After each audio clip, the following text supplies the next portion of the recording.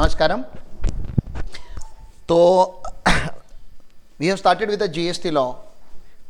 Amazing law, in fact. It's one of the perfect legislation of India, in my understanding. Implementation level पे भले जो भी challenges आएंगे because implementation of very big law always takes time. And it's a newborn baby, technically. 2017 में ही तो born हुआ है. You cannot expect like income tax के जैसे वेल सेटल होना चाहिए. इनकम टैक्स भी आज तक वेल सेटल नहीं है, कंपनीज एक्ट भी वेल सेटल नहीं है. There are also some litigation going on.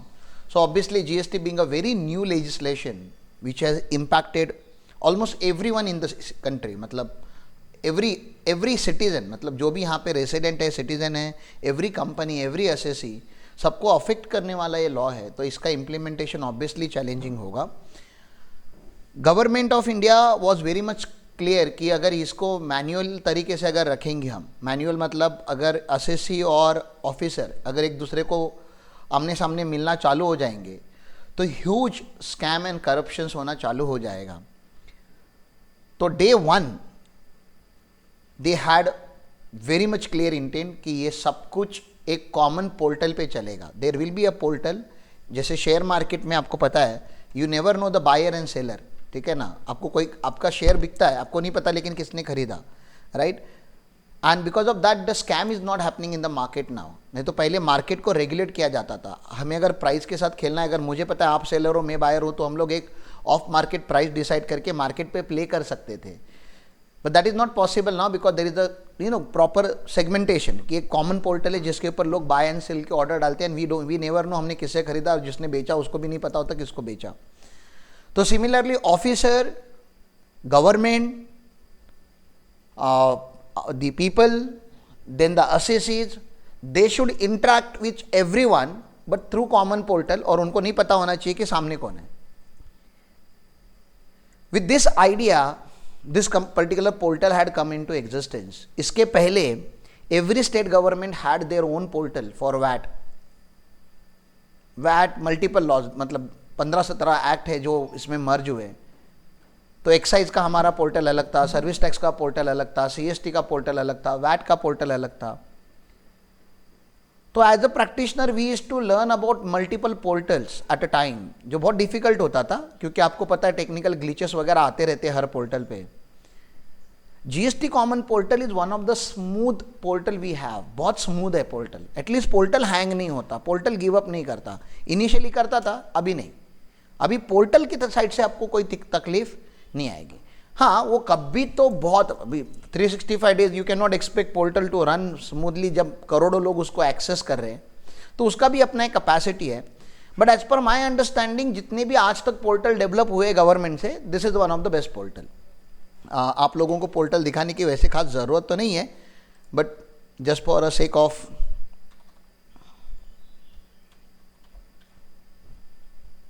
gst.gov.in. कितना क्विकली ओपन हो गया, एकदम लाइक वेरी एकदम स्मूथ पोर्टल है. आपको यहाँ पे रजिस्ट्रेशन करना है, लॉगिन करना है, जो भी करना है कर सकते हो आप यहाँ से. And everything is there. मतलब सर्विसेज में आप देख सकते हो क्या क्या है. थोड़ा जूम इन कर देता हूँ तो you can easily read. Services में you can see the registration. Registration में भी आपको new registration, track application, payment में आप देख सकते हो, चालान क्रिएट कर सकते हो. यूज़र सर्विसेज में आप HSN कोड सर्च कर सकते हो. यहाँ से भी आप HSN कोड सर्च कर सकते हो. आपको अगर कोई HSN कोड निकल बता रहा था ना, HSN का फुल फॉर्म क्या, if you remember, harmonise system of nomenclature, जो 8 डिजिट कोड होता है जहाँ पे जीएसटी का रेट लिखा जाता है. और अगर सर्विस होगा तो सेक, ठीक है ना, सर्विस अकाउंट कोड होता है.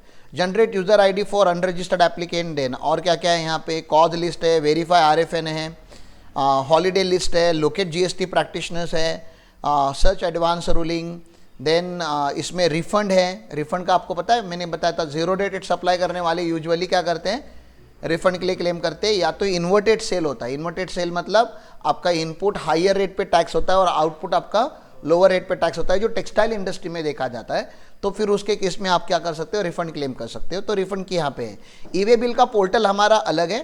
तो e way bill is not operated through this particular portal. आपको पता ही होगा ई वे बिल का आपका पोर्टल ही अलग है ना। ये प्रोसीड करेंगे तो ई वे बिल पोर्टल पे लेके जाता है। तो ई वे बिल का पोर्टल जो है वो रोड मिनिस्ट्री के अंडर आता है, ठीक है ना। वो इंफॉर्मेशन टेक्नोलॉजी की जो मिनिस्ट्री है उसके अंदर आता है, हमारी मिनिस्ट्री में नहीं आता। मतलब it's not a ministry of finance, okay. E way bill मतलब डेटाबेस है, गवर्नमेंट का जो डेटाबेस का मिनिस्ट्री है वो वहाँ पे आता है, ठीक है।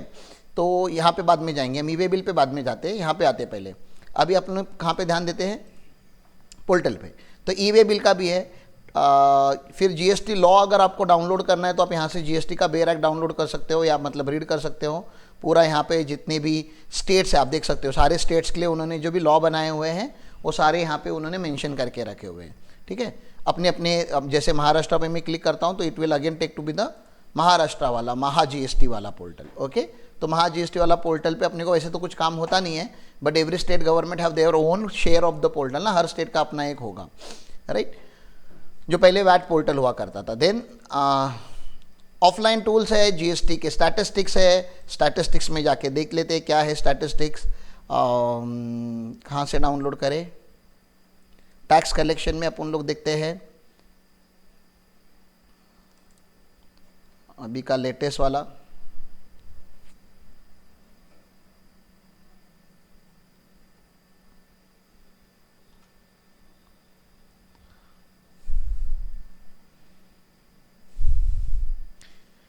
ये उन्होंने एक्ट वाइज दिया, वो जाने दो। स्टेट वाइज देखते हैं कि which state win, state wise tax collection किधर गया ये, बाबा रे बहुत बड़ा डॉक्यूमेंट है।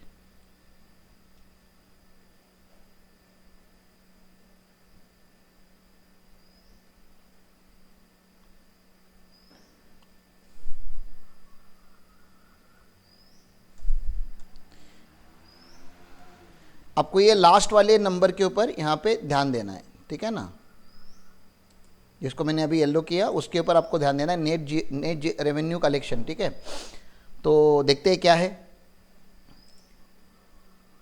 फाइनेंशियल ईयर अप टू अक्टूबर, मतलब कितने महीने हो गए, 7 मंथ।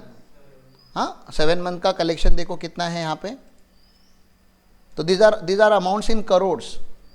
तो जीएसटी ने अभी तक कितना करोड़ कमाया हुआ है, 11,27,000 करोड़। तो ऑलमोस्ट 11.27 लाख करोड़ की आप बात कर सकते हो, राइट। तो अच्छा खासा कलेक्शन है कि नहीं है। अब मंथ वाइज देखना होगा तो आप देख सकते हो अप्रैल में 1.91 लाख गया हुआ है, दिख रहा है आपको अप्रैल का टोटल का कॉलम, ये वाला कॉलम। मैं आपको कॉलम अभी हाईलाइट करना चालू कर देता हूँ, ठीक है। यहाँ पे लास्ट में दिख रहा है आपको 1 लाख, हाँ 191 आ रहा है यहाँ पे। आगे जा रहा हूँ, 1.91 मतलब ऑलमोस्ट 2 टच किया था।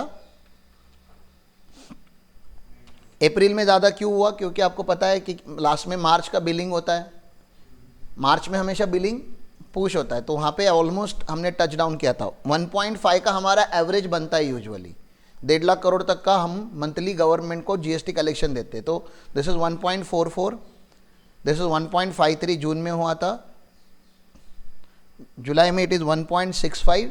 Can you see increasing trend, हम बढ़ते हुए जा रहे हैं। आगे जाते हैं, अगस्त में कम हो गया 1.50,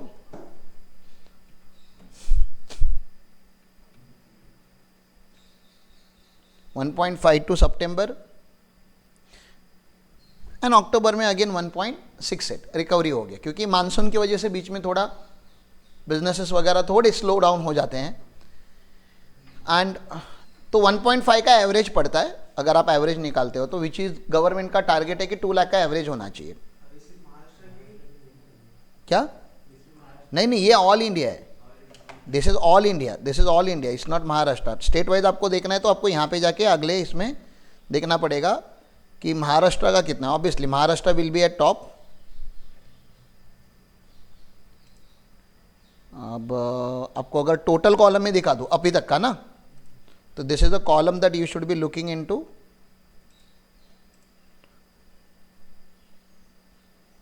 And this is your, if you wanted to check Maharashtra, then this is the Maharashtra wala number. तो महाराष्ट्र का कलेक्शन अब तक के इसमें 2 लाख करोड़ है.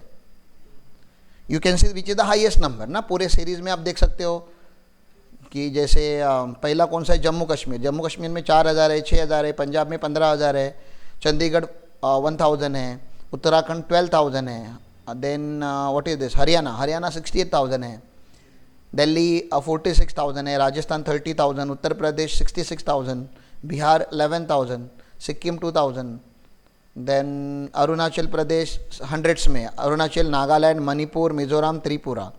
हाँ, ये बताया था ना मैं. नॉर्थ ईस्ट, मेघालय में थोड़ा अच्छा है, 1200 है, मतलब उनमें नॉर्थ ईस्ट में Meghalaya is doing better. Assam is again doing better. Assam में देखो 10,000 है. ठीक है, Assam is doing really good. Visible है ये.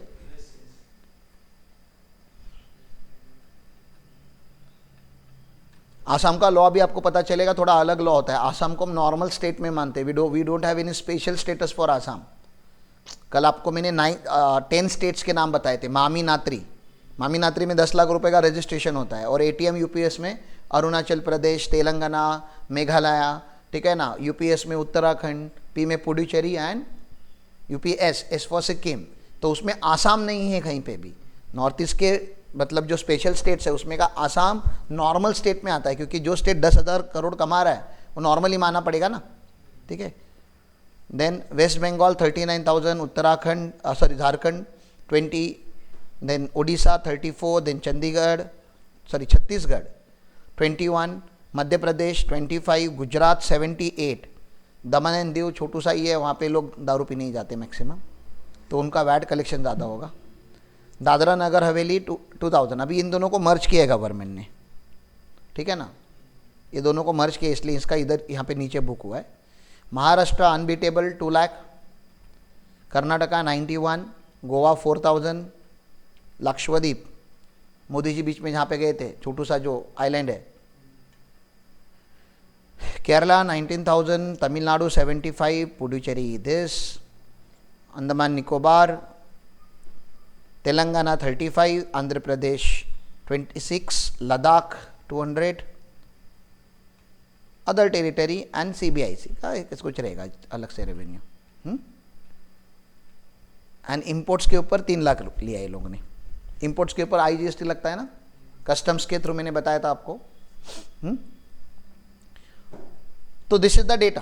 क्लियर है. तो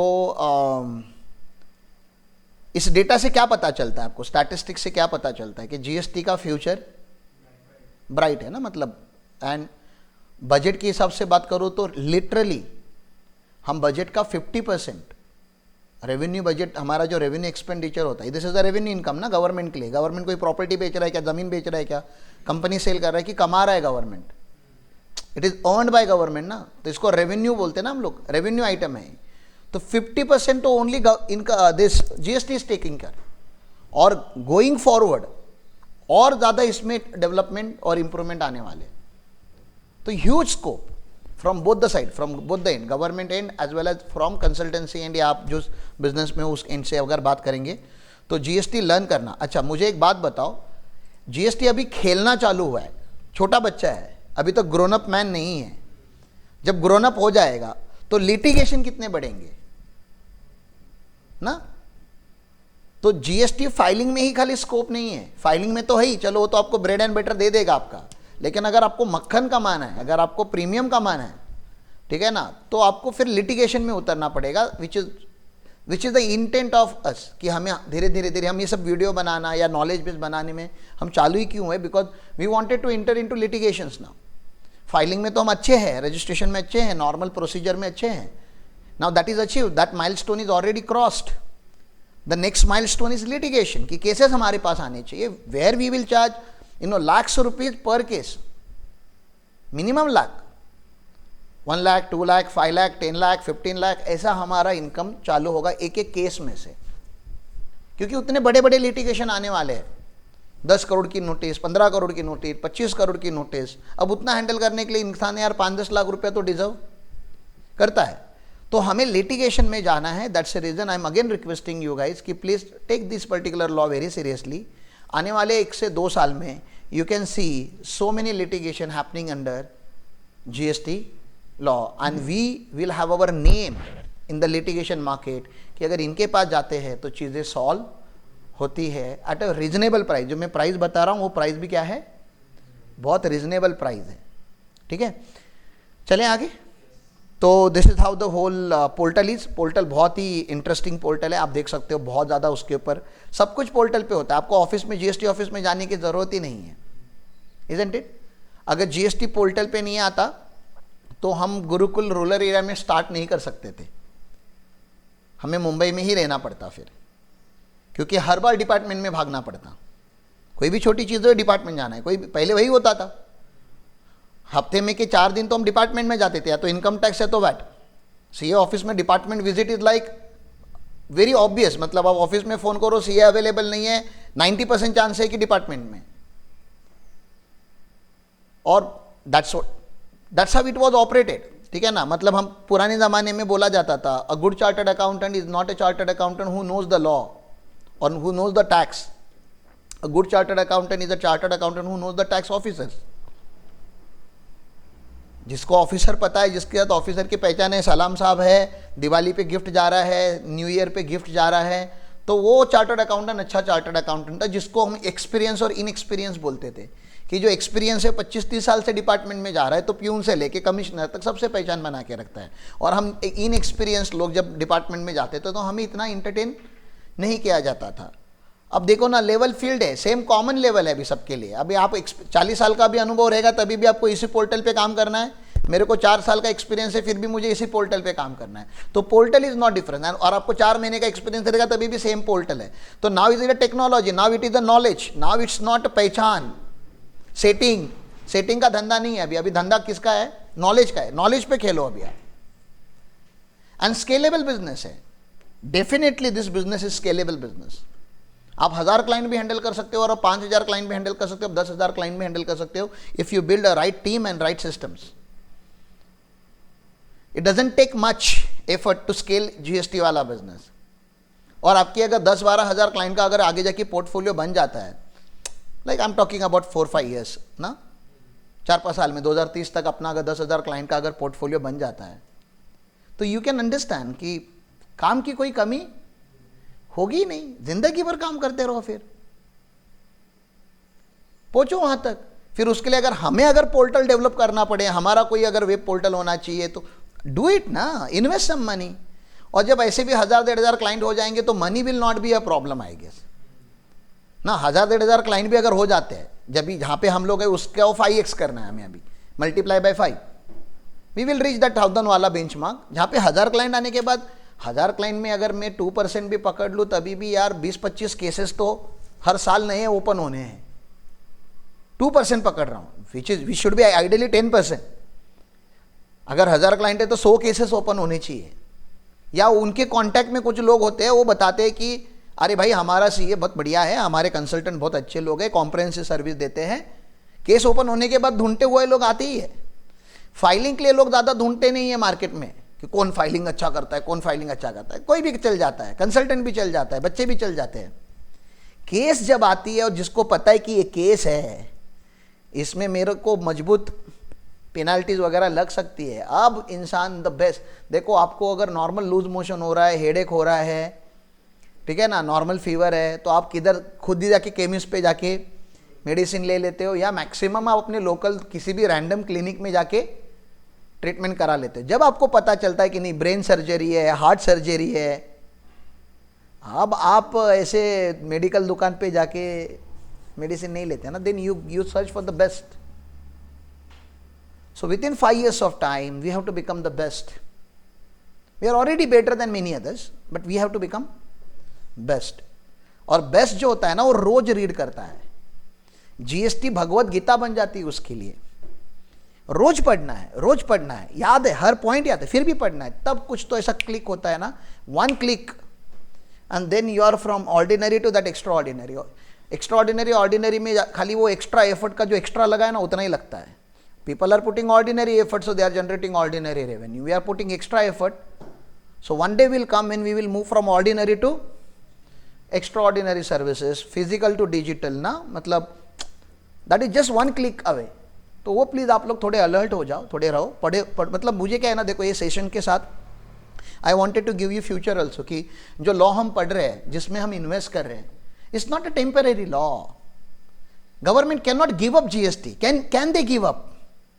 कोई भी प्रधानमंत्री होने दो, किसका भी जो लॉ महीने का 2 लाख करोड़ कमा के दे रहा है गवर्नमेंट को, do you think they are going to ever surrender this particular act? Possible भी है क्या?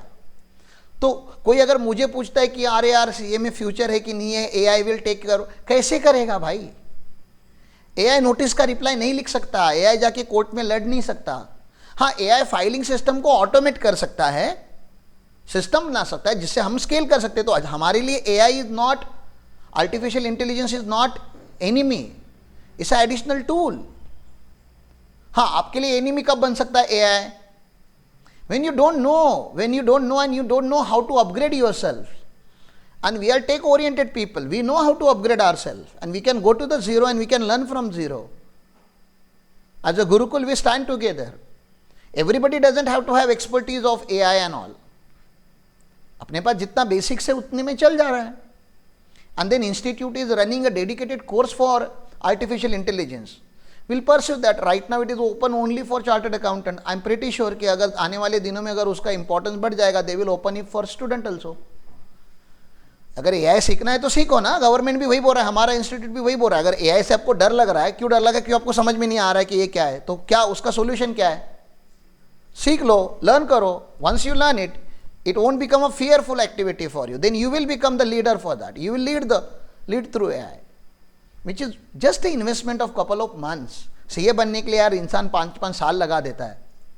AI सीखने के लिए अगर 3 महीने दे दो तो पूरा AI समझ में आ जाएगा. You can develop your own AI. लेकिन 3 महीने आपको रिगरसली उसमें डालना पड़ेगा. तो for us technology is not a barrier. Technology in fact is a blessing. तो use technology to the best. Use maximum softwares. ठीक है. तो बहुत बढ़िया पोर्टल है, बहुत अच्छा मैंने बताया. अच्छा, इस पोर्टल पे सारी चीज़ें रिकॉर्ड होती है, क्योंकि मैंने आपको एक चीज़ बहुत पहले से बताने का ट्राई कर रहा हूँ कि GST is the destination based tax. ये लाइन मैंने बोला है हर बार. तो सर पता रिकॉर्ड कौन रखेगा कि एग्जैक्टली गुड्स कहाँ पे कंज्यूम हुआ? पोर्टल रखेगा. आपने को मैन्युअली कुछ नहीं करना है. The record will be kept by portal ना. तो this portal is known as the common portal. Sir इसको कॉमन क्यों बोलते हैं? क्योंकि इसके ऊपर सब लोग इंटरेक्ट करते हैं. तो ऑफिसर के लिए अलग पोर्टल नहीं है. ऑफिसर भी इसी पोर्टल पे काम करते हैं, असेसी भी इसी पोर्टल पे काम करते हैं. गवर्नमेंट एजेंसीज को जो डेटा निकालना होता है वो डेटा भी इसी पोर्टल से एक्सट्रैक्ट होता है. सब कुछ एक ही पोर्टल से होता है. हम सीए लोग, कंसल्टेंट लोग भी इसी पोर्टल पे रजिस्टर्ड होते हैं. अगर कोई सॉफ्टवेयर बनाने वाली कंपनी है वो भी इसी पोर्टल से इंटीग्रेट करते हैं. तो everything is happening in one portal. That's the reason it is known as common portal. It is also known as common portal for one more reason. There is no portal state wise. Her state का अपना अलग से portal नहीं है, यही portal है, इसलिए भी इसको कॉमन पोर्टल है. और एक रीजन बताता हूं इसको कॉमन पोर्टल क्यों बोलते हैं. CGST का अलग, SGST का अलग, UTGST का अलग, IGST का, एक्ट अलग अलग है. जो लॉ है वो क्या है? अलग अलग है. उसके पोर्टल अलग अलग नहीं है. उनका पोर्टल एक ही, मतलब मल्टीपल एक्ट का पोर्टल एक ही. इसके लिए भी इसको कॉमन पोर्टल बोलते हैं. सर तो मल्टीपल फीचर्स, फिर रजिस्ट्रेशन के लिए भी यही पोर्टल, पेमेंट के लिए भी यही पोर्टल, कोई एप्लीकेशन करना है यही पोर्टल, अमेंडमेंट करना है यही पोर्टल, नोटिस आनी है यही पोर्टल, नोटिस का रिप्लाई देना है यही पोर्टल. मतलब इसके लिए भी इसको कॉमन पोर्टल बोलते हैं. इस portal for everything and portal for everyone. That's the reason it is known as common portal. ठीक है, चलो आगे. ये जो पोर्टल है ना,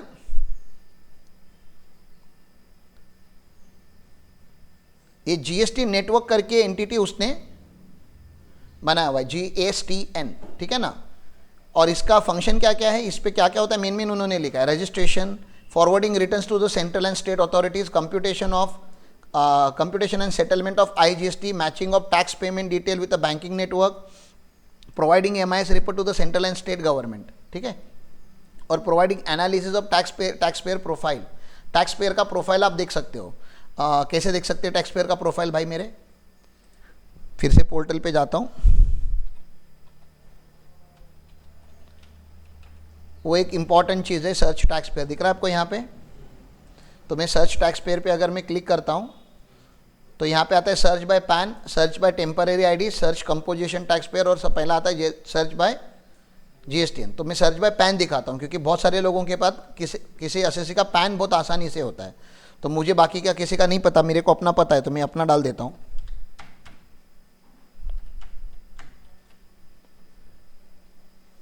तो मैंने पैन डाल दिया। यहाँ पे कोई एक नंबर है यहाँ पे 298467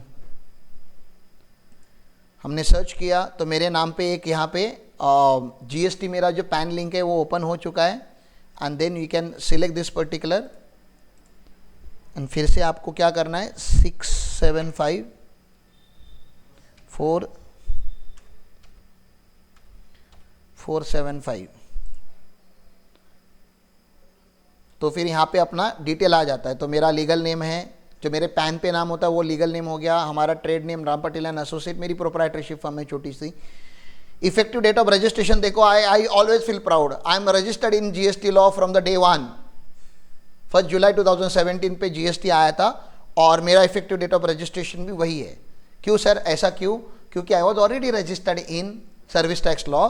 तो जो भी माइग्रेटेड लोग हैं, हमें क्या बोलते हैं, we are not registered tax payer on GST, we are migrated to GST. हम पहले ओल्ड लॉ में थे, हम सबको माइग्रेट किया गया था जीएसटी लॉ में। इस प्रोप्राइटरशिप, मेरा जीएसटी एक्टिव है, डीएक्टिव नहीं है। मैं कौन से टाइप का टैक्स पेयर हूँ, तो रेगुलर, मतलब मैं कंपोजिशन डीलर नहीं हूँ, ठीक है ना। मेरा कोई जुरिडिक्शन है मुंबई के ऑफिस का, वो है, मेरा पूरा एड्रेस दिया हुआ है, इन्होंने यहाँ पे मेरा प्रिंसिपल बिजनेस दिया है।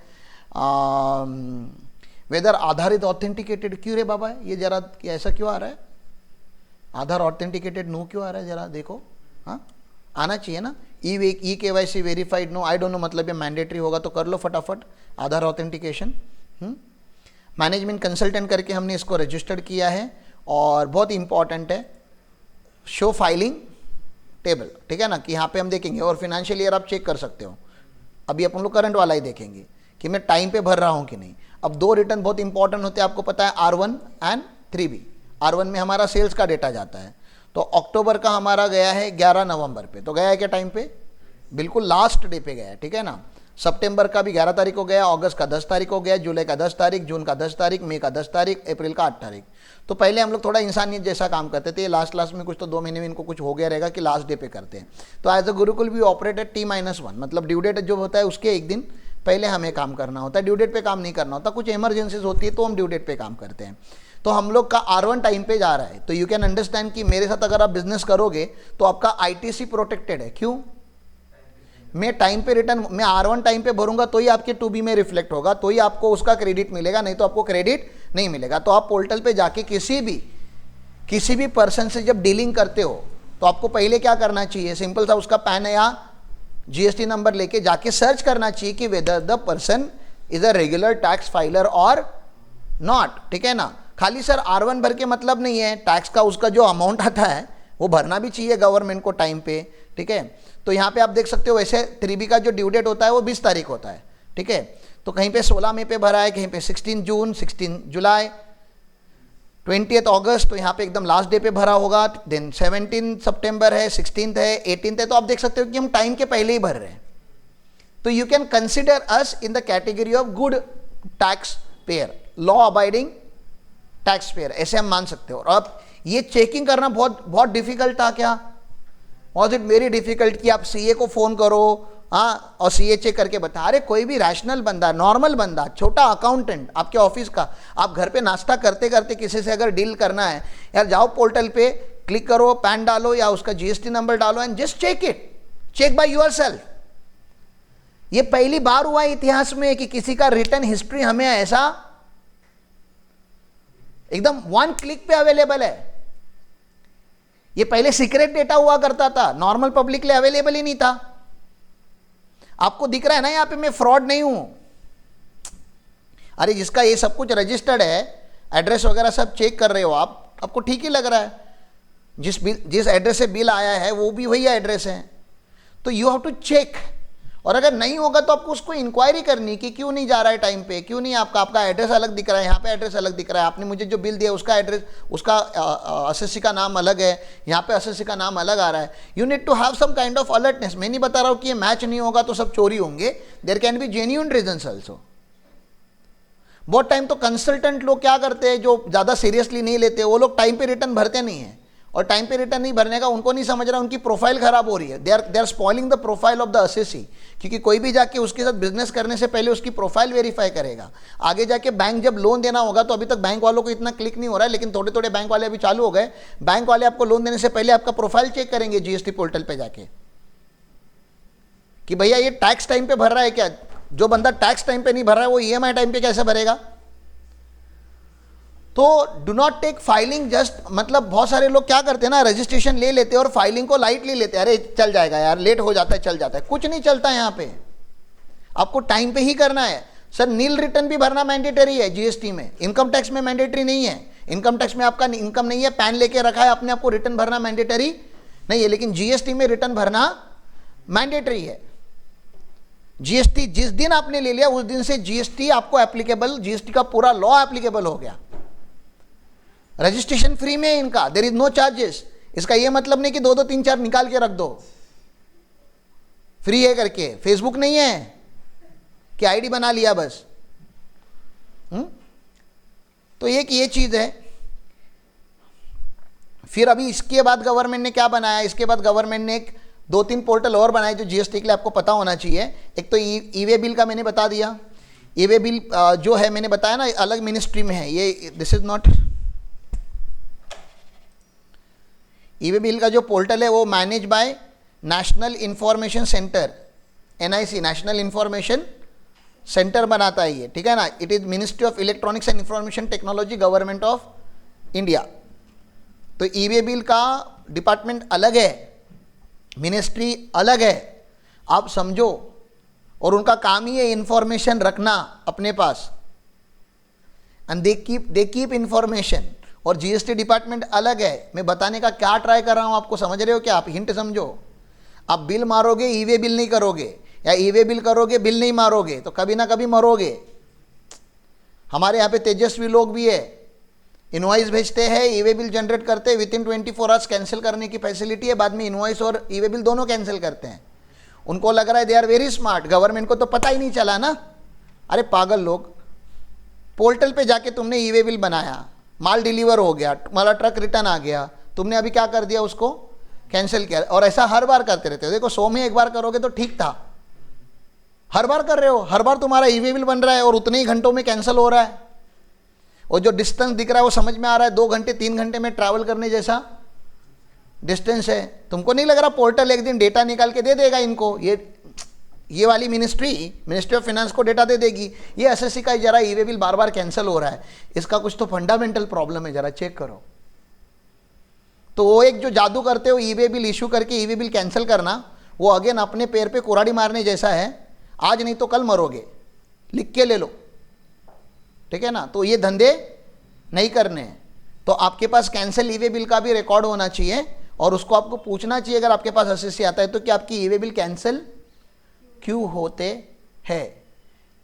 ऐसा होना तो नहीं चाहिए, आपकी क्यों हो रहे।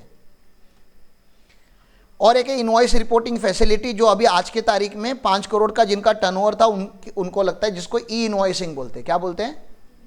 इनवॉइस ना, डायरेक्टली पोर्टल पे। अभी होता क्या है कि लोग झोल कैसे करते हैं, मैनुअल टैली में या एक्सेल में या उनके खुद किसी सॉफ्टवेयर में इनवॉइस बनाते हैं, और बाद में R1 फाइल करने के टाइम पे पोर्टल को रिपोर्ट करते हैं। गवर्नमेंट ने बोला इतना लॉन्ग कट क्यों, एक काम करो ना, पोर्टल पे ही इनवॉइस बना दो ना, रियल टाइम बेसिस पे हमको डेटा मिलेगा, रियल टाइम।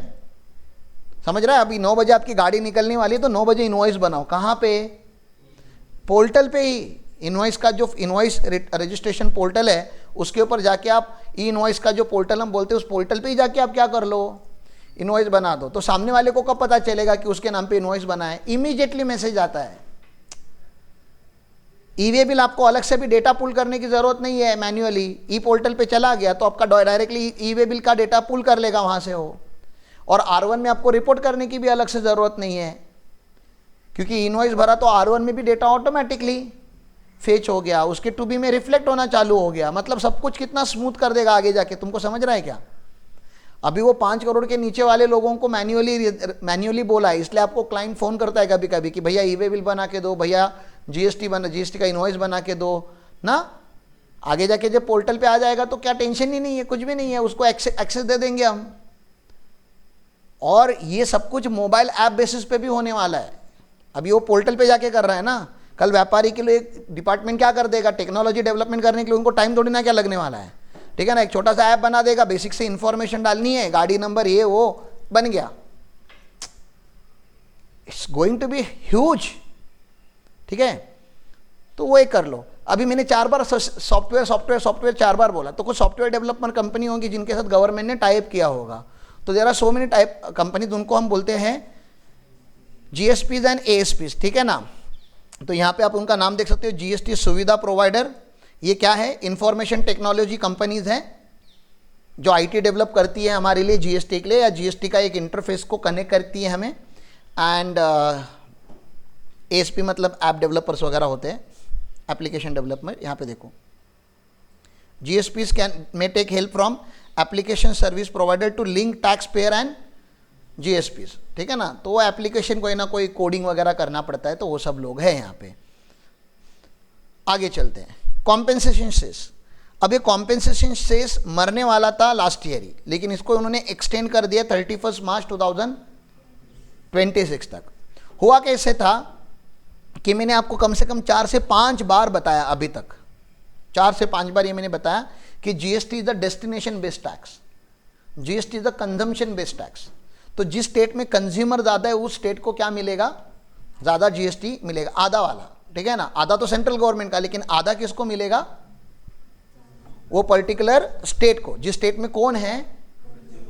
तो जो कंजम्पशन स्टेट है ना, मतलब जैसे बिहार है, झारखंड है, उत्तर प्रदेश है, इन सबको कौन सी स्टेट बोली जाती है, कंजम्पशन स्टेट। मतलब वहाँ पे कंजम्पशन ज़्यादा होता है, पॉपुलेशन ज़्यादा है, कंजम्पशन ज़्यादा होता है, लेकिन वहाँ पे प्रोडक्शन फैसिलिटीज़ नहीं है। हमारी इंडिया में 29 स्टेट्स में से selected states are only develop ना, सारे स्टेट्स डेवलप नहीं है। तो Maharashtra, Karnataka, Gujarat, Tamil Nadu, okay they are progressing because development हमारी कॉन्सेंट्रेट। महाराष्ट्र भी, पूरा महाराष्ट्र कहाँ डेवलप्ड है, महाराष्ट्र में भी आप सिटी सिलेक्ट कर सकते हो कि हाँ ये सिटी डेवलप है, ये सिटी डेवलप है, बाकी पूरा महाराष्ट्र डेवलप नहीं है। लेकिन चलो एज अ स्टेट हम रिप्रेजेंट भी अगर करते हैं तभी भी सिलेक्टेड स्टेट ही, तो Maharashtra is the producer state, Karnataka is the producer state. और पहले सेल्स टैक्स किसको मिलता था, जिस स्टेट में सेल होता था, परचेस होता है उधर नहीं, जिस स्टेट में क्या होने वाला है, तो हमें ज़्यादा टैक्स मिलता था।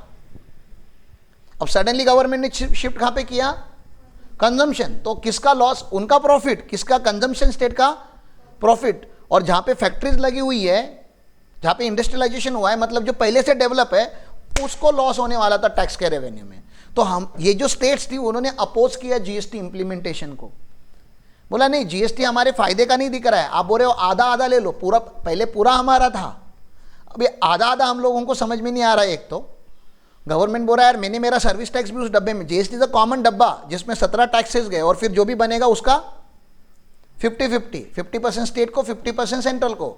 हमने बोला देखो आपका 50% तो आप रख रहे हो, उसका कोई प्रॉब्लम नहीं है, सेंट्रल गवर्नमेंट हो आप, लेकिन जो बचा हुआ 50% जो आप दे रहे हो ना, वो किसको दे रहे हो, कंजम्पशन स्टेट को दे रहे हो। हम कौन सी स्टेट है, प्रोड्यूसर स्टेट है, हमें तो नहीं मिलने वाला वो बेनिफिट, हमारा जीएसटी आने के बाद लॉस होगा। अरुण जेटली सर तभी फिनेंस मिनिस्टर थे, उन्होंने प्रॉमिस किया, सारी बड़ी जो प्रोड्यूसर स्टेट्स थी उनका जॉइंट मीटिंग लिया, पर्सनली उन्होंने बोला I will make sure that you will not suffer any losses because of GST implementation, आपको फायदा ही होगा, आई गारंटी। लेकिन आपको पता है गवर्नमेंट है, और गवर्नमेंट के शब्दों का या पॉलिटिशियंस के शब्दों के ऊपर भरोसा नहीं रखते। तो इन्होंने बोला, Arun Jaitley sir was very respected person, उन्होंने जो बाकी स्टेट से उन्होंने बोला सर आप जो भी बोल रहे हो ना हमें लिख के चाहिए। अरुण जेटली जी ने बोला हाँ लिख के देते कि आपको लॉस नहीं होगा, और कुछ होगा तो government, central government will take care of that much fund we will give you, don't worry. इन्होंने बोला हमको लिख के चाहिए। अरुण जेटली जी ने बोला हाँ लिख के देते हैं। उन्होंने बोला नॉर्मल कागज में लिख के नहीं चाहिए, कॉन्स्टिट्यूशन ऑफ इंडिया में लिख के चाहिए, क्योंकि nobody can change constitution that easily ना। बाकी आप कोई भी नोटिफिकेशन लेकर आओ, ये लेकर आओ, वो लेकर आओ, रूल बनाओ और कल नई गवर्नमेंट आ जाएगी वो रूल चेंज कर देंगे, ऐसा हो सकता है। इन्होंने कॉन्स्टिट्यूशन ऑफ इंडिया में अमेंडमेंट लाके कॉन्स्टिट्यूशन ऑफ इंडिया के थ्रू एक नया एक्ट बनाया, उस एक्ट का नाम लिखा उन्होंने जीएसटी। ये देखो ना एक्ट का नाम क्या है, GST compensation to state cess act 2017। इसके ब्रैकेट में क्या लिखा है, कॉम्पेंसेशन टू स्टेट, मतलब किसी स्टेट कॉम्पेंसेट कब करते हो, आपका कुछ लॉस हुआ रहेगा तो मैं आपको कॉम्पेंसेट करूंगा ना। तो कौन से स्टेट का लॉस होने वाला था, फिर से बताओ कौन से स्टेट का लॉस होने वाला था, प्रोड्यूसर स्टेट का लॉस होने वाला था, क्योंकि उसमें से रेवेन्यू शिफ्ट होने वाला था कंजम्पशन स्टेट पे। ये क्लियर है। तो इन्होंने बोला, अच्छा अरुण जेटली सर ने बोला ठीक है आपको देता तो, लेकिन फिर अरुण जेटली सर ने सोचा एक बेस ईयर उन्होंने पकड़ा, 2017-18 को पकड़ लेते या उसके पहले वाले फाइनेंशियल ईयर को बेस ईयर पकड़ते। उन्होंने पहला 5 ईयर का ही गारंटी दिया था कि पहले 5 साल में, अगर आप 5 साल में तो रिकवर हो जाएगा, जीएसटी इतना बड़ा हो जाएगा, उनको बहुत कॉन्फिडेंट था कि आप लोग ज़्यादा ही पैसा कमाओगे। तो उन्होंने क्या किया, एक बेस अमाउंट पकड़ा, बेस ईयर पकड़ा, और बेस ईयर में जितना आप इनकम कमाते हो बिफोर जीएसटी ना, जैसे मान लेते हैं आप 50,000 करोड़ कमाते हो, 50,000 करोड़ कमाते हो बिफोर जीएसटी, तो बेस अमाउंट 50,000 करोड़ बन गया। तो जीएसटी आने के बाद कुछ ना कुछ तो मिल ही जाएगा आपको। मान लेते हैं 42 मिल गया आपको, 50 मिल रहा था पहले, अभी आपको कितना मिला, तो कितना करोड़ नहीं मिला आपको, 8, ठीक है ना। तो 8,000 करोड़ नहीं मिला, तो 8,000 crore will be given by central government to you. Okay, फिर सबने बोला कि वो तो लास्ट ईयर का है ना, टैक्स तो ऐसा प्रोग्रेसिव रहता है, तो उन्होंने ग्रोथ परसेंटेज में उसमें कुछ 15% का ग्रोथ भी लगाया हुआ है, तो ग्रोथ अमाउंट से चेक होता है, ठीक है ना। मतलब एक स्टैंडर्ड अमाउंट निकला हुआ है कि इतना तो आपको मिलना चाहिए, अगर उतना मिला तो ग्रेट है जीएसटी के आने के बाद, और उससे अगर कुछ गैप रहा तो सेंट्रल गवर्नमेंट विल फाइनेंस।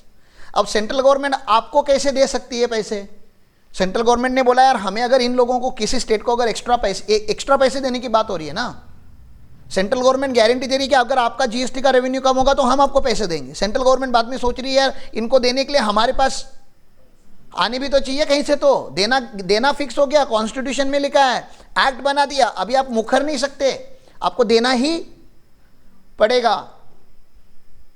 फिर इन्होंने दिमाग लगाया कि हमारे देश में ऐसे कुछ लोग हैं जो अपनी जान पे खेल के देश चलाते हैं ना, सिगरेट कंज्यूम करने वाले, सिगरेट, टोबैको, गुटखा और लग्जरी गुड्स लेने वाले लोग खास करके, जिनको फर्क नहीं पड़ता 10 रुपए की सिगरेट 15 रुपए की हो गई तो, जिनको फर्क नहीं पड़ता 1 करोड़ की गाड़ी अगर 1 करोड़ 20 लाख की हो गई तो ऐसे प्रोडक्ट, ठीक है ना, स्पेसिफिकली उन्होंने उनके ऊपर एक्स्ट्रा टैक्स लगाना चालू किया। क्या चालू किया, एक्स्ट्रा टैक्स, ठीक है ना।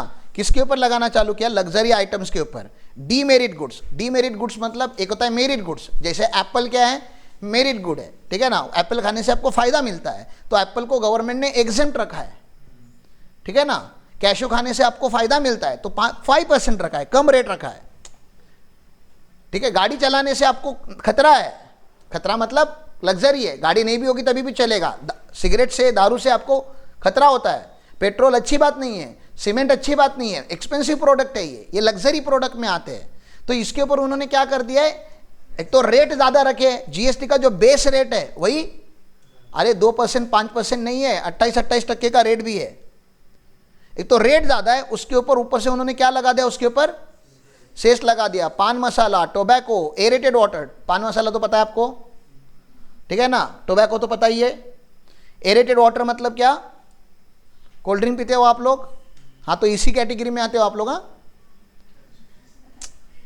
पान मसाला टोबैको की कैटेगरी में आते हो, एरेटेड वाटर भी उधर ही आता है। मोटर कार कोई पीता नहीं होगा लेकिन लग्जरी आइटम है। इसके ऊपर आप लोगों को क्या लगता है, सेस लगता है। समझ में आया। इनिशियली ये खाली यहाँ पे 30 जून तक ही आने वाला था, लेकिन अभी एक्सटेंड होते होते कहाँ तक चला गया वो, हाँ 26 तक गया, इसलिए आपको सेस पढ़ना पड़ेगा, ठीक है। आपको अगर रेट देखने तो मैं रेट दिखा देता हूँ। सेस, इनकम टैक्स में सेस का रेट क्या है, अरे इनकम टैक्स में कितना, बहुत डिफिकल्ट पूछा था क्या सवाल। इनकम टैक्स में सेस का रेट कितना है, 4%। तो जीएसटी में कितना हो सकता है,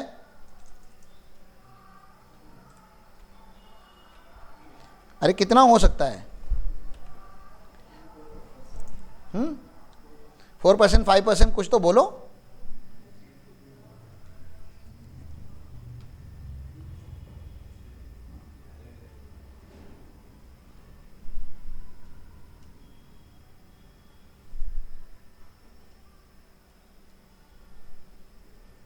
कोई चेंजेस आए हुए?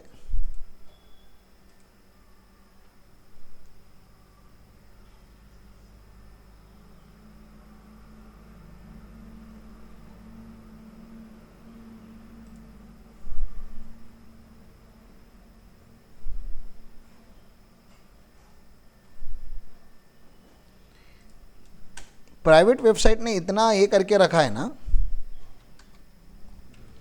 कि सर्कुलर में वो गवर्नमेंट की जो मेन वेबसाइट है वो आती ही नहीं।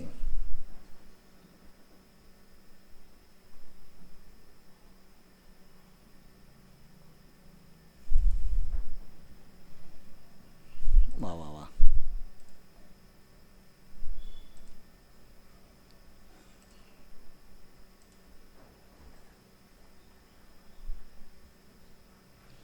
नहीं होगा डाउनलोड।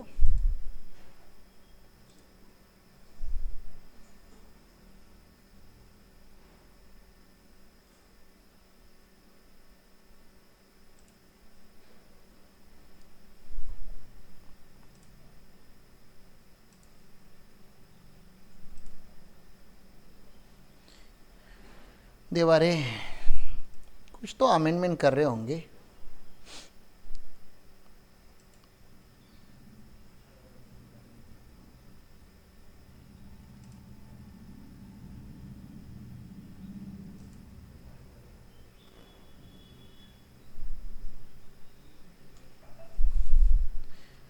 ज़्यादा नहीं है। पान मसाला का जो कॉम्पेंसेशन रेट है वो 60% है, 1-2% नहीं है, ओनली 60% है। जो टोबैको है उसका 71% है। मतलब शेष करके कुछ, मतलब शेष ऐसा होता है ना रे, मतलब पोहा में धनिया के बराबर। धनिया के अंदर पोहा कहाँ डाल रहे हो तुम लोग? ये रेट है 71, 65, 61।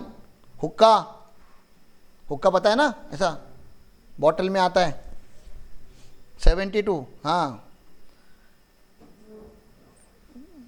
पाइप बीप में है सब यार। ये मजा मजा है। Smoking mixtures for pipe and cigarette, ठीक है ना, ज़्यादा नहीं, 290% खाली, बस 290% शेष।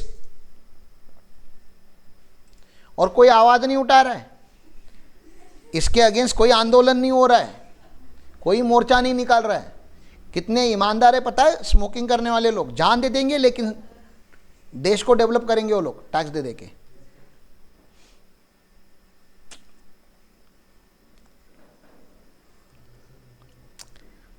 ऐसा क्या क्या है? च्यूइंग टोबैको है, फिर क्या है च्यूइंग टोबैको 160। ये क्या है रे? फिल्टर है नहीं।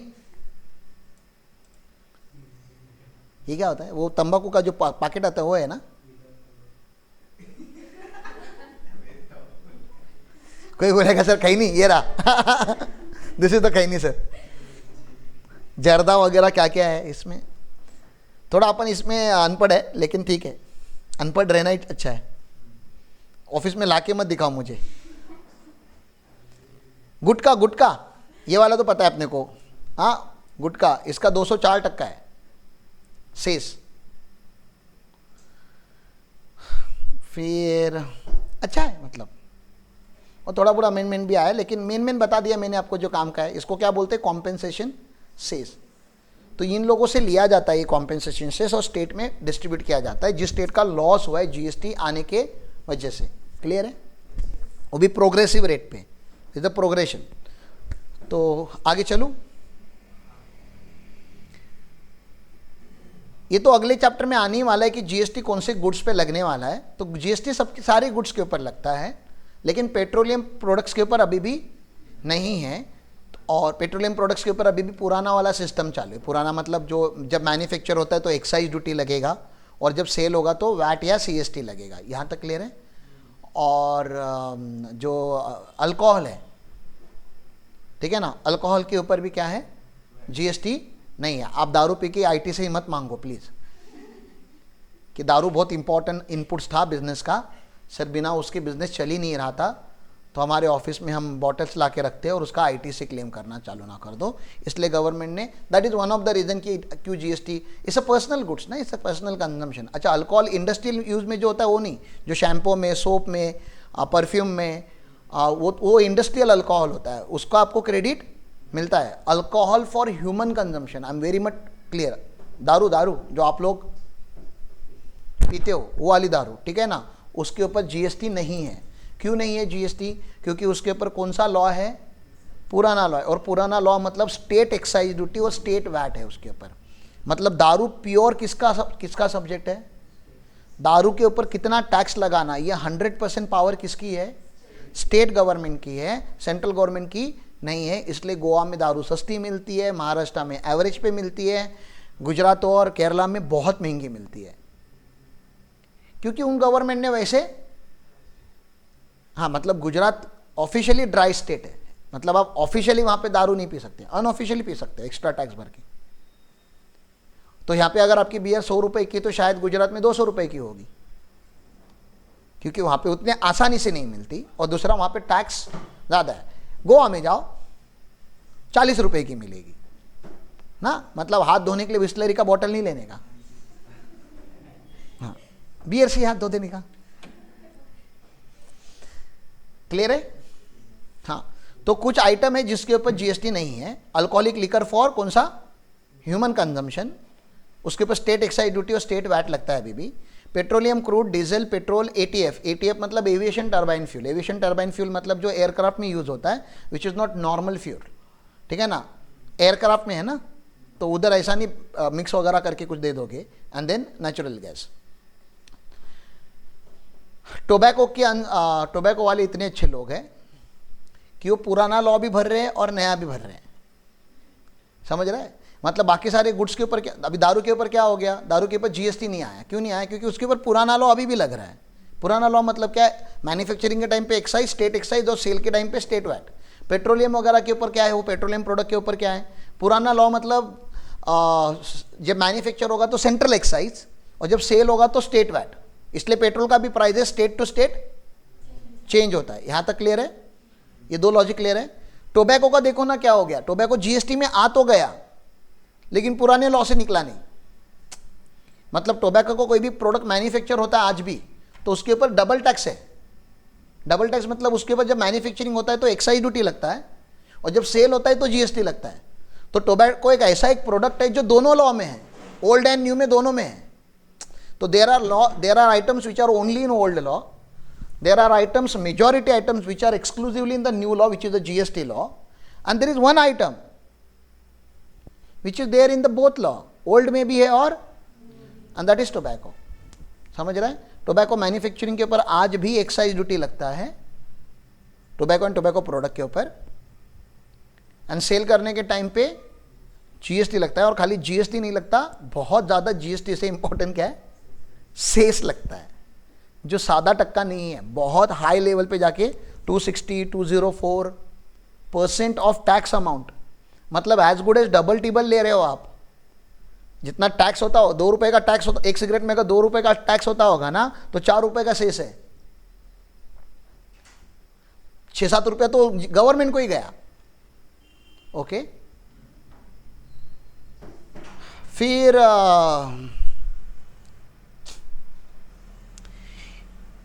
अभी ये जो रहते हैं opium, Indian hemp, other narcotic drugs, ये सब क्या है, ये सब कुछ जीएसटी में आ चुका है, ठीक है ना। ये पहले इनके लिए अलग से स्पेशल एक्साइज ड्यूटी भी हुआ करता था। कुछ कुछ स्टेट लोगों ने अभी भी, जैसे ओपीएम क्या है, वो narcotic drug subject to state excise में भी अपने यहाँ पे डाला हुआ है। कुछ कुछ स्टेट ने उन्होंने बोला कि नहीं, हमारे यहाँ पे गांजा हम टैक्स करके रहेंगे, तो उस स्टेट को भी पावर दिया है मैन्युफैक्चरिंग के ऊपर। लेकिन सप्लाई के ऊपर क्या लगेगा, सप्लाई मतलब समझ रहे हो ना, मैन्युफैक्चरर पहला सप्लाई करेगा, फिर डिस्ट्रीब्यूटर, फिर होलसेलर, फिर रिटेलर। तो ये सप्लाई चेन में क्या लगेगा, इसके ऊपर जीएसटी, ठीक है ना। तो ये जो hemp, Indian hemp, opium and other narcotic drugs, मतलब ड्रग्स, उसके लिए लॉ है। रियल एस्टेट पूरा का पूरा इमूवेबल प्रॉपर्टी अगर होगी, रेडी प्रॉपर्टी होगी, तो उसके ऊपर कोई लॉ नहीं लगता, ना वैट लग रहा है, ना सर्विस टैक्स लग रहा है, ना जीएसटी लग रहा है। लेकिन अंडर कंस्ट्रक्शन अगर होगा तो उसको सर्विस कॉन्ट्रैक्ट बोलते हैं और उसके ऊपर जीएसटी लगता है। ठीक है, आगे अभी क्या बात करने वाले कि कौन से गवर्नमेंट ने कौन से टैक्स ड्रॉप किए। ठीक है ना, तो ड्रॉप करके नया, तो GST is not a new law, GST is emerge, it's a total of 17 different act.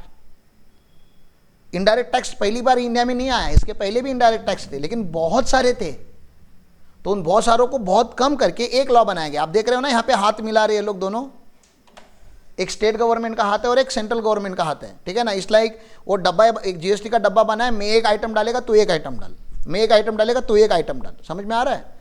तो ऐसा इन्होंने डालना चालू किया। तो सेंट्रल लेवल पे उन्होंने सेंट्रल एक्साइज ड्यूटी डाली, एडिशनल एक्साइज ड्यूटी उन्होंने ड्रॉप कर दी। तो इन्होंने, इनका बड़ा लॉ, सबका मैं बड़ा पहले हाईलाइट करता हूँ, इनका जो बड़ा लॉ था, ठीक है ना, किसका? स्टेट्स का। ठीक है, वो सबसे बड़ा लॉ था वैट एंड सेल्स टैक्स। ठीक है ना, इसका इनका बड़ा लॉ कौन सा था? सेंट्रल एक्साइज ड्यूटी, मैन्युफैक्चरिंग का और सर्विस टैक्स, ये दो बड़े लॉ थे, excise duty and service tax. Central का बहुत बड़ा लॉ था, बहुत ज़्यादा रेवेन्यू इनको एक्साइज और सर्विस टैक्स से मिलता था, और स्टेट को सबसे ज़्यादा टैक्स वैट एंड, तो ये मेन लॉ है जो मर्ज हुए। तो जीएसटी में फीचर किसके रहेंगे? मेन फीचर एक्साइज के रहेंगे, और बोलो ना, सर्विस टैक्स के रहेंगे और वैट के रहेंगे। तो ये तीन मेन इंग्रेडिएंट है जिससे जीएसटी बनता है। बाकी मसाला अलग अलग है, लेकिन ये तीन सबसे बड़े इंग्रेडिएंट है, एक्साइज, सर्विस टैक्स एंड यहाँ का वैट या सेल्स टैक्स। मतलब कहीं पे वैट बोलते थे और इंटरस्टेट होता था तो सेल्स टैक्स बोलते थे। ये मेन इंग्रेडिएंट है, ये समझ में आया? ओके, तो ये वैट, अच्छा VAT within the state होता था तो वैट लगता था, एक स्टेट से दूसरे स्टेट में जाता था तो सीएसटी लगता था, सेंट्रल सेल्स टैक्स। तो सीएसटी मतलब वो वैट का ही छोटा भाई है, तो वो उसमें मर्ज हो गया। तो ये मेन हो गए, मेन समझ में आया आपको? चलो आगे चलता हूँ। फिर ये एक्साइज ड्यूटी का ही एक था, excise duty under medical and toiletry preparation act, ये अलग ही एक्ट था एक्साइज ड्यूटी का, वो भी मर्ज कर दिया। एक्साइज और कस्टम्स में सीवीडी और स्पेशल सीवीडी करके एक रहता था, कस्टम्स में खास करके काउंटरवेलिंग ड्यूटी करके एक रहता है। सीवीडी का फुल फॉर्म होता है काउंटरवेलिंग ड्यूटी, उसके ऊपर हम बात करेंगे जब हम कस्टम्स लॉ में जाएंगे, लेकिन तो कस्टम्स का लेवी, तो वो भी उन्होंने ड्रॉप किया। अभी सीवीडी, स्पेशल सीवीडी के जगह पे कस्टम्स वाले आईजीएसटी लगाते हैं। क्या लगाते हैं? आईजीएसटी, क्योंकि ये ड्रॉप हुआ ना, CVD, special CVD excise duty और वैट को ही रिप्रेजेंट करता था पहले वाले लॉ में। तो आपको इसका नॉलेज, खाली नॉलेज के लिए बता रहा हूँ, इसका अभी प्रैक्टिकल से तो कोई लेना देना है नहीं, तो पास्ट हो गया ना, इतना सारा था तो अभी डिलीट हो गया। एंड देन ऑब्वियसली बहुत सारे सरचार्ज और सेस हुआ करते थे सेंट्रल लेवल के, वो सारे मर्ज हो गए। स्टेट का क्या क्या गया? स्टेट का एक एंटरटेनमेंट टैक्स चला गया। स्टेट के पास एक बहुत बड़ा टैक्स होता था, एंटरटेनमेंट टैक्स, जो इसके ऊपर लगाया करते थे, मूवीज़ वगैरह के ऊपर, खास करके मूवी या ये जो कॉन्सर्ट्स वगैरह होती है या बड़े बड़े गेम होते ही है, आईपीएल वगैरह के जो गेम होते हैं, उसके ऊपर एंटरटेनमेंट टैक्स बहुत बड़ा लगता था स्टेट लेवल का, वो उन्होंने मर्ज कर लिया। लेकिन अभी भी कुछ कुछ लोकल बॉडी का एंटरटेनमेंट टैक्स है। लोकल बॉडी मतलब बीएमसी का खुद का अपना एंटरटेनमेंट टैक्स है, कि मुंबई में अगर कोई इवेंट लेना है तो आपको बीएमसी को कुछ पैसे देने पड़ेंगे। तो लोकल अथॉरिटी वाला मर्ज नहीं हुआ है, समझ रहे आपको? हाँ, लॉटरी, बेटिंग एंड गैम्बलिंग को मर्ज कर दिया इन्होंने। पहले लॉटरी, बेटिंग, गैम्बलिंग का अलग से टैक्स होता था, मतलब गवर्नमेंट कभी जुआ लगाने के अगेंस्ट था ही नहीं। गवर्नमेंट तो चाहता था कि आप जाओ, लॉटरी खेलो, गैम्बलिंग करो, आप दारू पियो, गुटखा खाओ, सिगरेट पियो, हम चाहते हैं, हमें ऐसे ही सिटीजन चाहिए। दूध पे के देश नहीं चलता, ये सब करके देश चलता है, क्योंकि ये सब के ऊपर क्या होता था?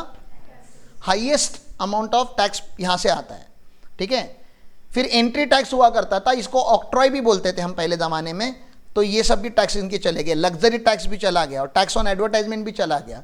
तो ये सारे टैक्सेस मर्ज होकर एक नया लॉ बना, विच इज जीएसटी लॉ। ठीक है, चलता हूं आगे।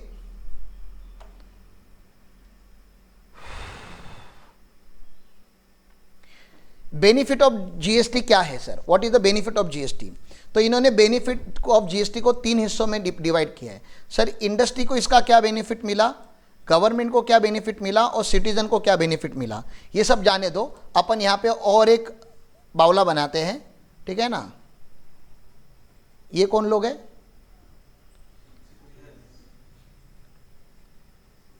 ठीक है ना, ये सीएज और टैक्स कंसल्टेंट या टैक्स प्रोफेशनल्स है। इनको क्या बेनिफिट मिला, क्लाइंट मिले, क्योंकि पहले वाले लॉ में क्लाइंट ही कम हुआ करते थे। अच्छा, पहले वाले लॉ में क्वार्टरली और हाफ ईयरली या एनुअल फाइलिंग हुआ करता था। जीएसटी में कौन सा फाइलिंग हो गया, काम मंथली तो पैसा मंथली तो और क्योंकि देखो पुराने लॉ में ये लोग बाप पिन के बेटे थे, ऐसे खिलाड़ी लोग थे, आ जाओ वैट चोरी करना हम सिखाते हैं, ठीक है ना, बिजनेसमैन। जीएसटी नया लॉ था, नया लॉ था क्या, नया लॉ है, ठीक है ना, और हर दिन नया बनते जा रहा है। तो यहाँ पे कोई खिलाड़ी नहीं बन पा रहा है, ठीक है ना, सब स्ट्रगल कर रहे हैं। 25 साल 50 साल वाला एक्सपीरियंस वाला बंदा भी स्ट्रगल कर रहा है, और हम लोग जो नए लोग मार्केट में आए जिनको 8-10 साल का एक्सपीरियंस है प्रैक्टिस का, वो लोग भी स्ट्रगल कर रहे हैं। नए लोग अभी तक स्ट्रगल भी नहीं चालू किए, जिनका 4-5 साल का प्रैक्टिस है उनको बोलना भी नहीं चाहिए कि हम स्ट्रगल कर रहे हैं, उनको अभी तक पता भी नहीं कि स्ट्रगल क्या होता है, ठीक है। लेकिन हमें बेनिफिट क्या हो गया, सडनली इस प्रोफेशन की वैल्यू बढ़ गई क्योंकि टैक्स घर घर पहुंच गया। इसके पहले ऐसा कभी नहीं हुआ था कि गांव गांव तक किसी टैक्स का नाम पहुंचा है। अब 2017 के पहले पैदा तो हुए थे ना, आपको 2017 के पहले कितने टैक्सेस का नॉलेज था, कुछ नहीं। जीएसटी पहुंच गया ना घर तक, जीएसटी लॉन्च ही वैसे किया गया था कि घर घर तक पहुंच गया कि जीएसटी करके कुछ आया, जीएसटी करके कुछ आया, जीएसटी करके जिधर जाओ उधर जीएसटी। तो गवर्नमेंट ने इसका मार्केटिंग बहुत अच्छे लेवल पे किया है, और इसके लिए जीएसटी सच में एक अच्छा लॉ बना, और हम कंसल्टेंट लोगों को सच में एक अच्छा एक एवेन्यू बना जहां से हम पैसे बना सकते हैं। तो हमारा तो हो चुका है, ठीक है ना, अपना तो फिक्स है, अपना प्रोडक्ट फिक्स है। जीएसटी एक अच्छा प्रोडक्ट है, जीएसटी में बहुत पैसा कमाया जा सकता है, और हम कमा भी रहे हैं और आगे जाके और कमाएंगे, ठीक है। बाकी देखते हैं इंडस्ट्री को क्या बेनिफिट मिला। इंडस्ट्री को यह मिला कि अभी महाराष्ट्र से गुजरात में जाके कोई साड़ी नहीं ले रहा है, क्योंकि महाराष्ट्र और गुजरात दोनों जगह पे वैट का रेट जो पहले अलग अलग हुआ करता था, अब वो जीएसटी की वजह से तो प्राइसेस चेंज नहीं होंगी, कुछ और रीजन की वजह से होंगी तो अलग बात है, लेकिन जीएसटी की वजह से प्राइस में डिफरेंस नहीं आएगा। पहले बहुत कंपटीशन चलता था, वो एक स्टेट दूसरे स्टेट में देखता, उधर कंप्यूटर का रेट कितना है 18 रखा, चल अपन 12 रखते हैं, लोग कंप्यूटर अपने स्टेट से परचेस करेंगे। तो एक स्टेट दूसरे स्टेट के साथ कंपीट करता था, तो वो तो अभी नहीं होगा ना, अभी यूनिफाइड मार्केट हो गया। आप अभी किसी भी स्टेट में व्यापार करोगे, अच्छा हर स्टेट के रेट अलग थे, तो आप समझो ना, आप सॉफ्टवेयर डेवलपर हो, आप ईआरपी डेवलप कर रहे हो बिग बाजार के लिए, आपकी जिंदगी नहीं खराब हो जाएगी। बिग बाजार ऑलमोस्ट हर स्टेट में रहेगा, और हर स्टेट का एक्ट अलग, और हर टाइम प्रोडक्ट का रेट अलग, यहां तक कि कहीं कहीं पे वो प्रोडक्ट एग्जम्प्ट है, कहीं पे टैक्सेबल है। तो आपके सॉफ्टवेयर में कितना चेंज करना पड़ेगा आपको बार बार। अभी जीएसटी का अगर आपको पता चला हो कि ये माइक का आप सेल कर रहे हो, ये माइक का 18% रेट है, एक बार आपको पता चल गया, गुजरात में भी कितना 18, केरला में भी कितना, अरे तो हर स्टेट में एक ही हो गया ना। तो इंडस्ट्री को अभी अलग सॉफ्टवेयर बनाने की जरूरत है क्या स्टेट वाइज, नहीं। तो पूरा इंडिया पहली बार जीएसटी की वजह से वन मार्केट के जैसे काम कर रहा है, one nation one market, GST का एक टैगलाइन है। ओके, चले आगे।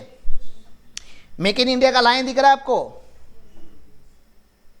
जब जीएसटी नहीं था तो we were outside top 100 countries for ease of doing business में, आउटसाइड 100 के बाहर थे हम लोग, क्योंकि सच में कॉम्प्लिकेटेड था इंडिया में बिजनेस करना। जीएसटी आने के बाद वी केम इन फर्स्ट 50, पहले 50 या 49 या ऐसा कुछ तो हमारा नंबर आया, and then we scaled up, ठीक है ना। अभी भी अपना नंबर है, मतलब टॉप, अभी एग्जैक्ट नंबर नहीं पता रैंकिंग कहां पे आ रहा है, 32 ऐसा कुछ तो, या like we are improving day by day. और सब कुछ ऑनलाइन चल रहा है, ई असेसमेंट चल रहा है, तो उसकी वजह से चीज़ें और आसान होने वाली है। आगे जाके तो आप अपने घर में बैठ, अभी आपके घर पे बैठ के आप आराम से कंपनी फ्लोट कर सकते हो कि नहीं, बिना किसी भी गवर्नमेंट ऑफिस को विजिट किए। Can you run business in India without visiting any government office? क्योंकि आपको पता है विजिट मतलब क्या, करप्शन, विजिट मतलब स्लो प्रोसेस, विजिट मतलब घटिया। Without visiting can you run a business? हमने कितने सारे कंपनीज इनकॉर्पोरेट किया और हमने कभी डिपार्टमेंट विजिट किया ही नहीं। हम कहाँ करते डिपार्टमेंट विजिट? अपने यहाँ पे कल्चर है क्या डिपार्टमेंट विजिट का? नहीं, कोई कल्चर ही नहीं है। हम ईमेल करते हैं, हम कॉल करते हैं, हम सब कुछ ऑनलाइन हैंडल करते हैं, तो हमारे यहाँ पे कल्चर ही नहीं है। तो ये बहुत अच्छी बात है ना। तो अगर इसको ईज ऑफ डूइंग बिजनेस नहीं बोलेंगे तो अच्छा, आप बोलोगे नहीं यूएसए में तो इससे अच्छा होता है, कनाडा में तो इससे अच्छा होता है, दुबई तो हमारे से एडवांस है। अरे भैया, दुबई का पॉपुलेशन हमारे जितना दुबई में पॉपुलेशन है उतने लोग तो अभी हमारे दादर स्टेशन पे मुंबई में खड़े हैं, समझ रहा है। अरे बहुत बड़ी पॉपुलेशन को आप इमीडिएटली डिजिटलाइज नहीं कर सकते। हाँ, करने के लिए कर सकते थे, नहीं इम्पॉसिबल तो कुछ भी नहीं है, लेकिन कंपेयर हम आज डेवलप्ड नेशन से डेवलपिंग नेशन को जब कंपेयर करेंगे तो you will always see you are few step back. You compare India with India, 2010 का इंडिया और 2020 का इंडिया एंड देन 2030 का इंडिया, 10-10 साल कंपेयर करो ना, एक decade, and you will see tremendous work has been done at government level, tremendous amount of work, never in the history of India, at least independent India जितना history मैंने जितना अच्छे से पढ़ा है, first time ever, every 5 years we are getting amazing extraordinary laws or implementation of law, and that through digitalization and technology. Now I'll take the moment and I'll borrow 5 minutes from you and I'll go to this particular lion. This logo is very important logo. Please observe this logo and tell me what do you see. ये logo को आप थोड़ा, we are going out of the box of GST, but I wanted to focus on one important aspect of business. तो इस logo को आपको observe करना है।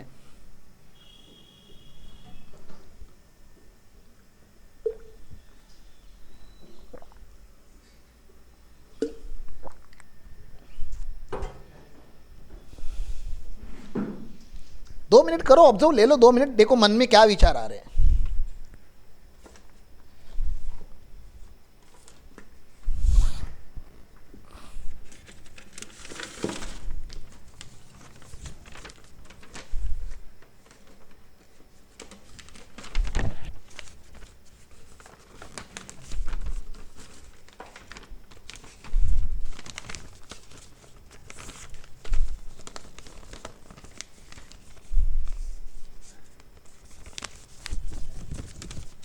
क्या विचार आ रहे हैं आप लोगों का? इनपुट बताओ ना। हाँ, मशीनरी के पार्ट है, और इंडिया भी मैन्युफैक्चरिंग पे फोकस कर रहा है, और बहुत अच्छा ऑब्जर्वेशन है आप लोगों को। मशीनरी के पार्ट है, इंडिया भी मैन्युफैक्चरिंग के ऊपर फोकस कर रहा है, और इतने लोग हो, 2 ही इनपुट दिए। अरे जरा इनपुट तो दो।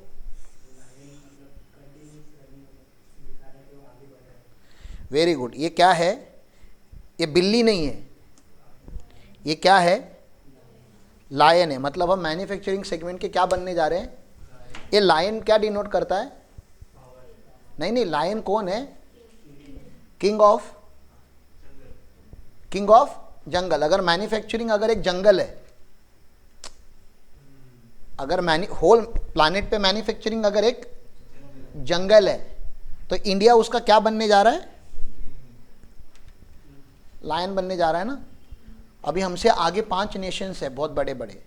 We have USA, we have Japan, we have Russia, we have China, बड़े बड़े नेशंस है, and we are very like they are 10 times bigger than us. हम 2.8 2.5 ट्रिलियन पे थे, तब यूएसए ऑलरेडी 20 ट्रिलियन था, 10 times। अभी हम लोग 3.5 के आसपास पहुंचे हैं। 2 साल में गवर्नमेंट को 2025 तक का गवर्नमेंट का टारगेट था। I guess that will take another 1 year, और जो भी है 5 ट्रिलियन तो होने वाला है हमारा। 5 ट्रिलियन के ऊपर तो मुझे ज़रा भी डाउट नहीं है।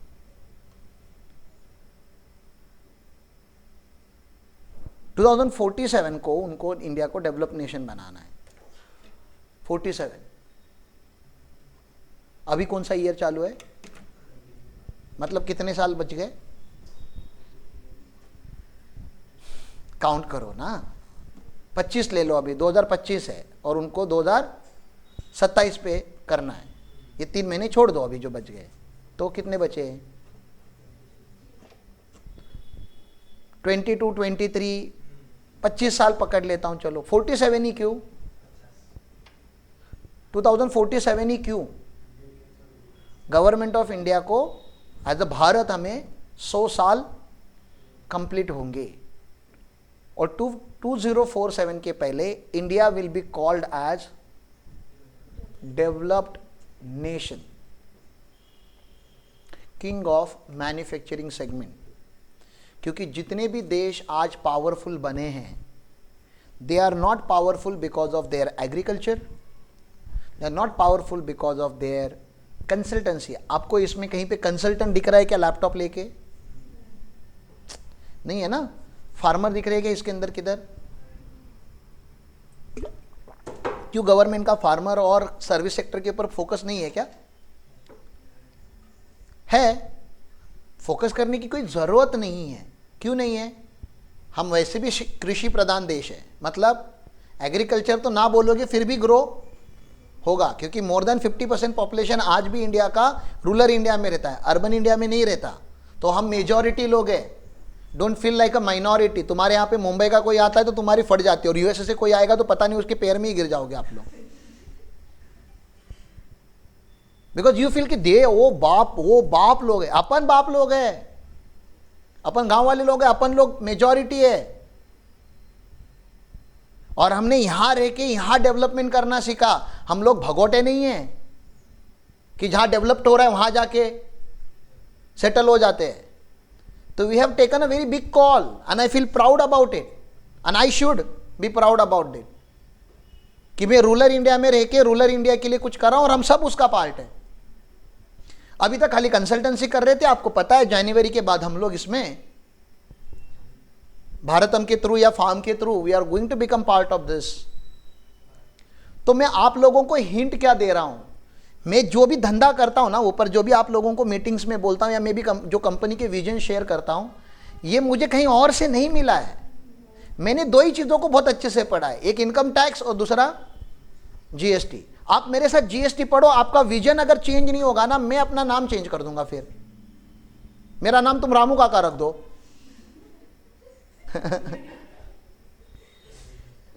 हाँ, क्योंकि मैं आपका विजन नहीं चेंज कर पाया। It's a very small thing, but if you take it very seriously it might become a dream of your life. इस पूरे टूल में किधर तो अपना भी एक छोटा नट होना चाहिए। अगर देश हमारा लायन बनने जा रहा है तो किधर तो अपना भी कुछ कंट्रीब्यूशन होना चाहिए ना। हम सबका होगा तब जाके ये लायन बनेगा ना रे। तो हमें सर्विस सेक्टर के ऊपर फोकस करने की कोई ज़रूरत नहीं, because that is the fastest growing sector. Last 20-25 साल में अगर इंडिया में कुछ ग्रो हुआ है तो सर्विस सेक्टर ऑटोमेटिकली ग्रो हुआ है, क्योंकि सबसे ईजी है सर्विस सेक्टर में धंधा चालू करना। सर्विस सेक्टर में करना ही क्या होता है रे आप लोगों को? रिस्क है आप लोगों की, एक टेबल 2 चेयर वही प्लास्टिक की, एक ऊपर पंखा, हो गया ना सर्विस सेक्टर चालू। इंडस्ट्री लगाने के लिए एकर्स में लैंड लेनी पड़ती है, मशीनरी शेड बनाने पड़ते हैं, फैक्ट्री शेड बनाना पड़ता है, मशीनरीज लगानी पड़ती है, और उसके बाद पहला प्रोडक्ट बनेगा। कभी तो जो 5 रुपए में, 8 रुपए में, 10 रुपए में जाएगा। क्वांटिटी में नहीं खेलोगे तो मर जाओगे। कंसल्टेंसी में कोई फर्क नहीं, 4 दिन क्लाइंट नहीं आया, 40 दिन नहीं आया, घर चल रहा है। कंसल्टेंसी में मजा नहीं है, कंसल्टेंसी में भी मजा है, लेकिन कंसल्टेंसी में 1000 करोड़ नहीं है। 1000 करोड़ वाला number, if you want numbers in thousands of crore, अगर आपको आपके बैलेंस शीट पीएनएल में क्या चाहिए, 1000 करोड़ का ऐसा कुछ, 100 करोड़ ले लो आपको, अगर 1000 करोड़ ज़्यादा समझ में नहीं आता तो। अगर ऐसे करोड़ का अगर आपको गेम खेलना है तो सर्विस सेक्टर में इमीडिएटली नहीं है, 20, 25, 30, 40 साल, 100 साल, 150 साल लग सकते हैं। मेरे पास उतना टाइम नहीं है, आपके पास 150 साल है नहीं है। तो अगर उसके पहले करना है तो we have to become part of this make in India system. हमारे प्रोडक्ट के पीछे लिख के जाना चाहिए मेक इन या made in with this logo, ठीक है ना। तो ये लोगो हमारे लिए बहुत इंपॉर्टेंट लोगो है, ठीक है। चलो आगे। तो जीएसटी में हमारा मेक इन इंडिया इनिशिएटिव को हम पुश किया उन्होंने, क्योंकि they wanted to bring lot of reforms and they are bringing. 2047 में अगर हमें टॉप इकोनॉमी बनना है, लीडिंग इकोनॉमी बनना है, नंबर 1 बनना है, नंबर 1 बनना है मतलब जो हमसे 10 टाइम्स आगे है हमें उनसे फाइट करनी है, 10 टाइम्स आगे उनसे फाइट करनी है। उतना आसान नहीं है वो चीज़।